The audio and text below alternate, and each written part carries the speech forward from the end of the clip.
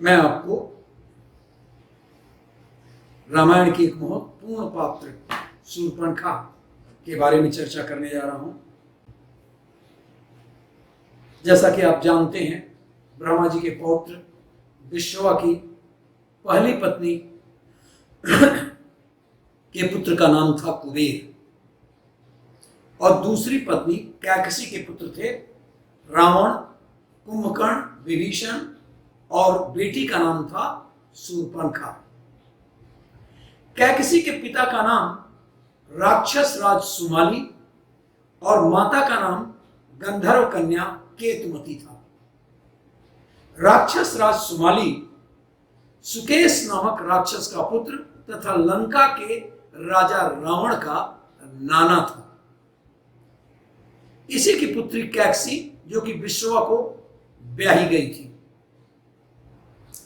और जिससे रावण, कुंभकर्ण, शूर्पणखा और विभीषण का जन्म हुआ था। जब भगवान विष्णु द्वारा राक्षसों का संहार किए जाने लगा, तब सुमाली शेष बचे हुए राक्षसों के साथ लंका को त्याग करके छोड़ करके पाताल में जा बसा। खर और दूषण लंका के राजा रावण के सौतेले भाई थे। खर की माता का नाम था पुष्पोत्कटा।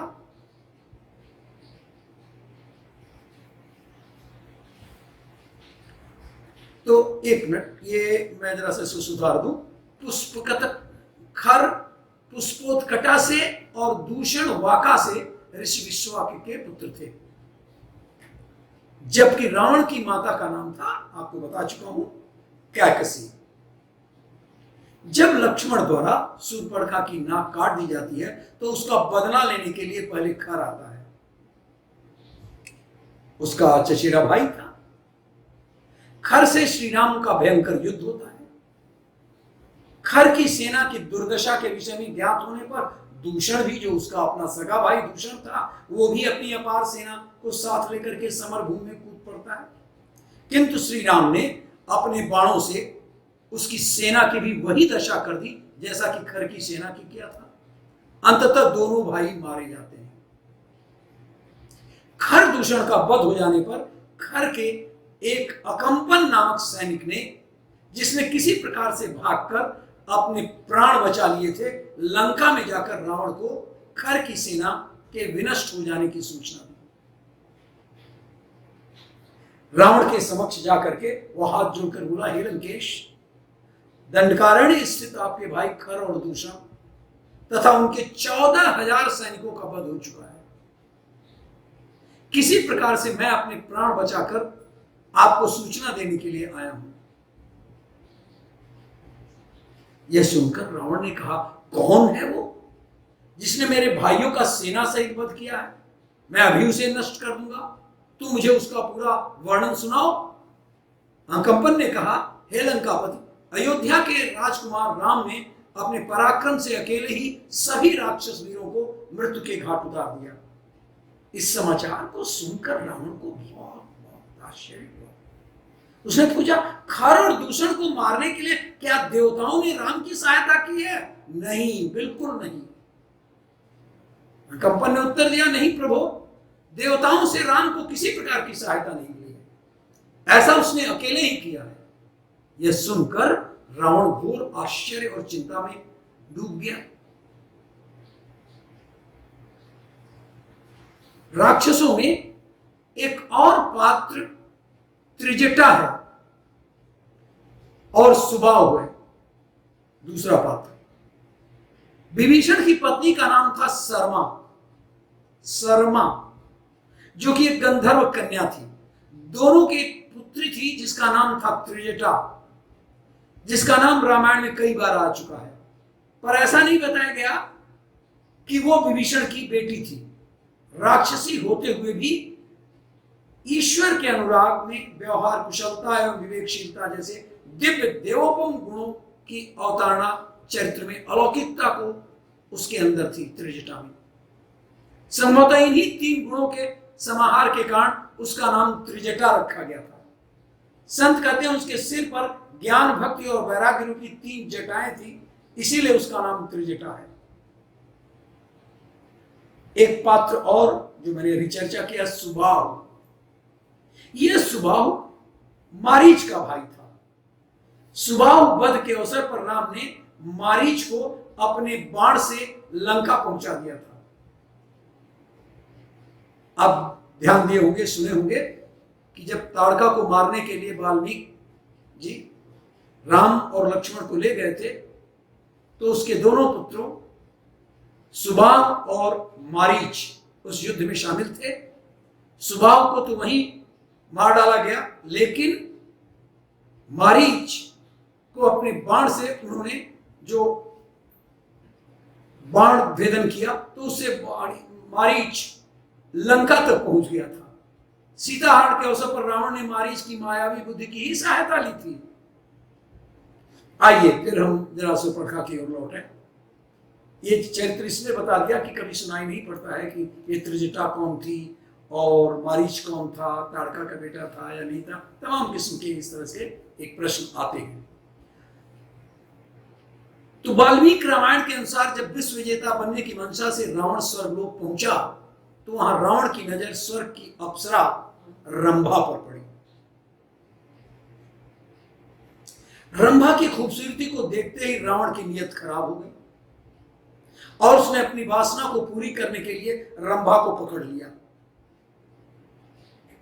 रावण के इस दुष्कृत्य पर रंभा ने बताया, आप मेरे साथ ऐसा दुराचार न करें, क्योंकि इस समय में आपके बड़े भाई कुबेर के बेटे नल कुबेर की सेवा में हूं और इस तरह मैं आपके लिए पुत्र वधू के समान हूं। लेकिन रंभा की इस विनती के बाद भी रावण नहीं माना और रंभा से जबरन दुराचार किया। जब इस बात की खबर नल कुबेर को लगी, तो उसने उसी क्षण रावण को शाप दे दिया और आगे से रावण अगर किसी स्त्री को बिना उसकी इच्छा के स्पर्श भी किया, तो उसका मस्तक 100 टुकड़ों में खंडित हो जाएगा। क्या आप मानेंगे कि सुपर्णखा चाहती थी, जो रावण की बहन थी, वो रावण का सर्वनाश चाहती थी? हां जी, रावण का सर्वनाश चाहती थी सुपर्णखा। अधिकांश लोग यही जानते हैं कि रावण की बहन सुपर्णखा लक्ष्मण के प्रति आकर्षित थी और उसे विवाह करना चाहती थी, जिसके चलते लक्ष्मण ने उसकी नाक काट दी थी और लक्ष्मण द्वारा नाक काट जाने के बाद सुपर्णखा के नाम से मशहूर हुई। रावण की बहन का असली नाम मीनाक्षी था। बचपन में बहुत ही खूबसूरत थी। सुपर्णखा नहीं था नाम उसका। दरअसल रावण ने अपनी बहन मीनाक्षी उर्फ सुपर्णखा का विवाह कालकेय राजा, मीनाक्षी कहूं तो सुपर्णखा कहूं, अब आप समझेंगे, एक ही नाम को बोल रहा हूं, कालकेय राजा के सेनापति विद्युतजिह्व के साथ कराया था। जब रावण विश्व विजय के लिए निकला, तो कालकेय और रावण में युद्ध हो गया। अभी बता चुका हूं कि सुपर्णखा के पति का नाम था विद्युतजिह्व, जो कि कालकेय नाम के राजा का सेनापति था और कालकेय की सेना का नेतृत्व जहां विद्युतजिह्व कर रहा था, तो दूसरी ओर रावण की सेना का नेतृत्व स्वयं रावण कर रहा था। मतलब कालकेय और रावण के युद्ध में विद्युतजिह्व जो सेनापति था, वो मीनाक्षी का पति था, सुपर्णखा का पति था, वो उससे युद्ध किया। विद्युतजिह्व के सामने परिस्थिति कठिन थी, क्योंकि उसका कर्तव्य बनता था कि अपने राज्य की रक्षा करे, मगर ऐसा करता है तो सामने उसका खुद का साला होगा। सुपर्णखा ने रावण को बहुत समझाया,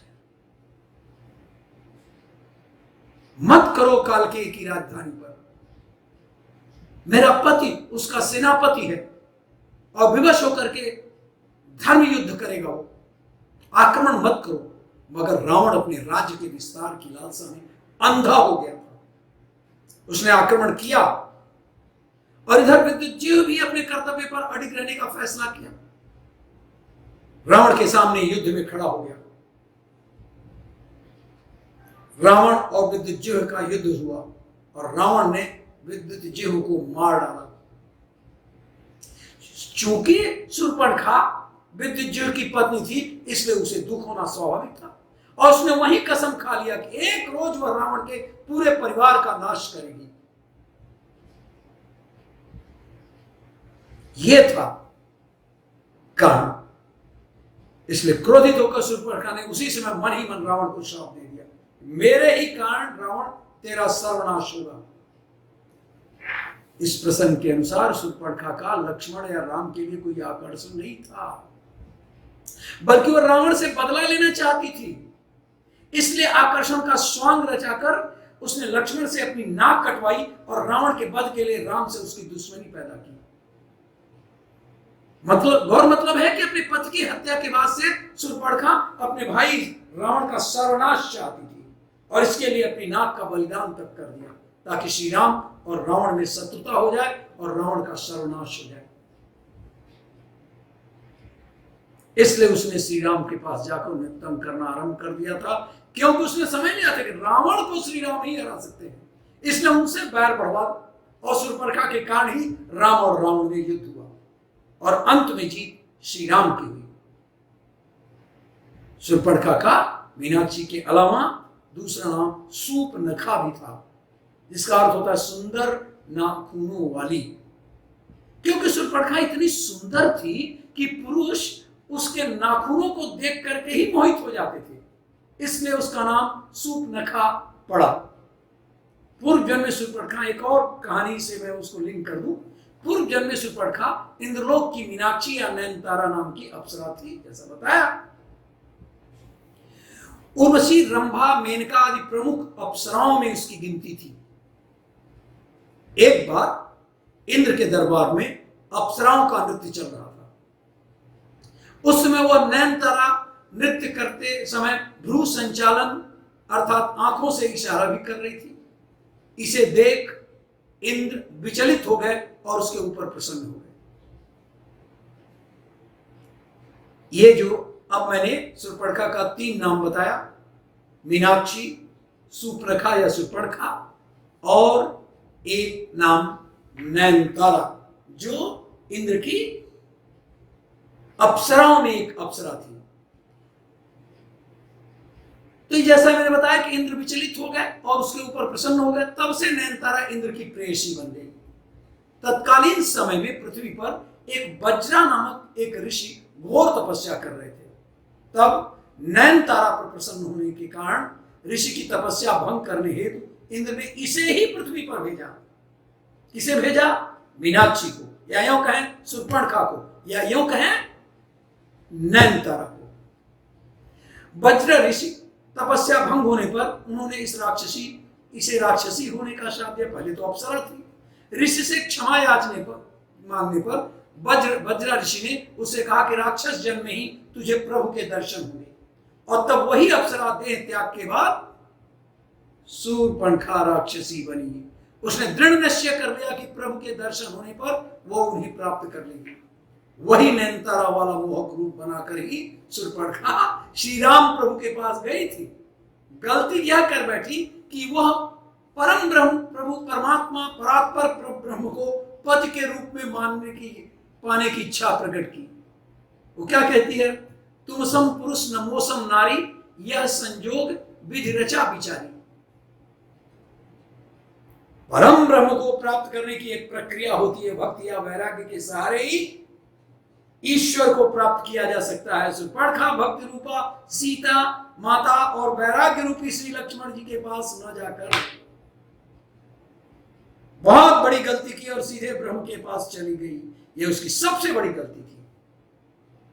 वह तो सीधे श्री राम की पत्नी बनकर भक्ति को ही अलग कर देना चाहती थी, सीता को ही अलग करना चाहती थी। उसमें अहंकार आ गया। वो कहती है संपूर्ण संसार में मेरे समान कोई नारी नहीं। इसका अर्थ यह हुआ कि समस्त संसार में आपकी पत्नी बनने लायक मेरे समान कोई नारी नहीं है। और आप जानते हैं अहंकारी को प्रभु मिलना तो असंभव ही है। फिर भी उचित प्रक्रिया का ज्ञान कराने के लिए उसे वैराग्य रूपी लक्ष्मण के पास भेजा गया कि जाओ वैराग्य जानो, ताकि उसे प्रभु मिलन की सही प्रक्रिया जान ले, वो ज्ञान ज्ञात हो सके। बैरागी लक्ष्मण ने सोचा कि राक्षसी को बैराग्य तो आ ही नहीं सकता, अतः उसे पुनः प्रभु के पास भेज दिया।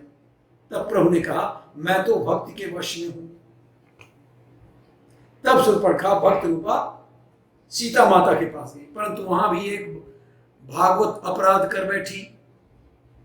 सोचा प्रभु इस भक्त के वश में है, अतः मैं इस भक्त को ही खा जाऊं, भक्त को ही नष्ट कर दूं, जबकि नियम यह है कि श्रद्धा भक्ति बढ़ाओ, संतन की सेवा। ईश्वर के लिए श्रद्धा और भक्ति बढ़नी चाहिए, न कि उसे खाना चाहिए। अतः लक्ष्मण जी ने क्रोध में आकर उसके नाक कान काटकर अंग भंग कर दिया। तब शूर्पणखा के ज्ञान चक्षु खुल गए और प्रभु के कार्य को पूरा कराने के लिए विनाशाय च दुष्कृताम के लिए उनकी सहायिका बनकर प्रभु के हाथ से खर व दूषण, रावण, कुंभकर्ण, मेघनाथ आदि निशाचरों को मरवा दिया। उसका बुद्धि खुल गया ना, और प्रभु प्राप्ति की उचित प्रक्रिया अपनाने के लिए पुष्कर में चली गई, पुष्कर तीर्थ में, और जल में खड़ी होकर भगवान शिव का आराधना करने लगी। 10,000 वर्ष बाद भगवान शिव ने शूर्पणखा को दर्शन दिया और वर प्रदान किया कि द्वापर युग में जब श्री कृष्ण अवतार लेंगे तब कुब्जा के रूप में तुम्हें कृष्ण से पति की सुख प्राप्ति होगी। तब श्री कृष्ण तुम्हारा कुबड़ ठीक करके वही नयनतारा अप्सरा का मनमोहक रूप प्रदान करेंगे।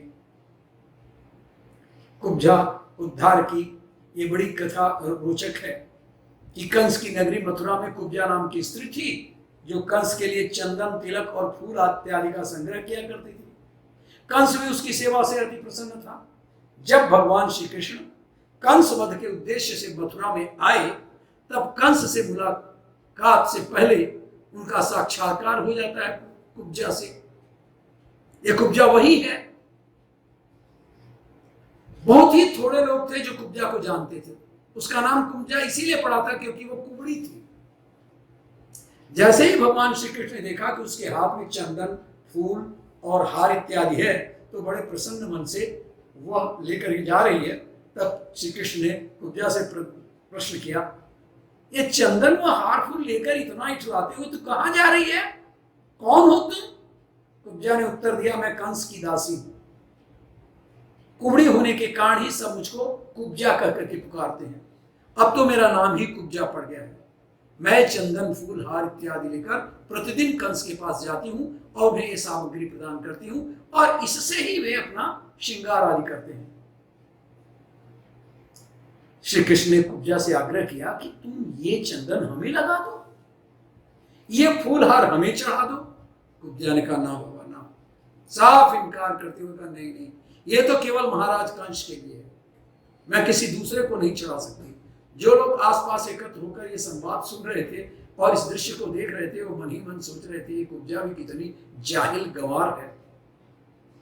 अरे ये तो साक्षात भगवान है, उनके सामने खड़े होकर आग्रह कर रहे हैं और ये है कि नहीं नहीं की रट लगाई जा रही है। वे सोच रहे थे कि इतना भाग्यशाली अवसर पाकर भी वो हाथ से गंवा रही है। बहुत कम लोगों के जीवन में ऐसा सुखद अवसर आता है जो फूल, माला व चंदन ईश्वर को चढ़ाने चाहिए, वे उसे न चढ़ाकर वो पापी कंस को चढ़ाने जा रही है। उसमें कुब्जा का भी क्या दोष? वो तो वही कर रही थी जो उसके मन में छिपी वृत्ति थी, उसे करा रही थी। भगवान कृष्ण के बार बार आग्रह करने उनकी लीला के प्रभाव से कुब्जा उनका श्रृंगार करने के लिए तैयार हो गई, परंतु कुबड़ी होने के कारण वो प्रभु के माथे पर तिलक नहीं लगा पा रही थी, छोटी थी। श्री कृष्ण उसके पैरों के दोनों पंजों को अपने पैरों से दबाकर हाथ ऊपर उठाकर ठोड़ी को ऊपर उठाया और इस प्रकार कुब्जा का कुंडापन ठीक हो गया। अब वह श्री कृष्ण के माथे पर चंदन का टीका लगा सकी। कुब्जा के बहुत आमंत्रित करने पर कृष्ण ने उसके घर आने का वचन दे दिया और उसे विदा किया।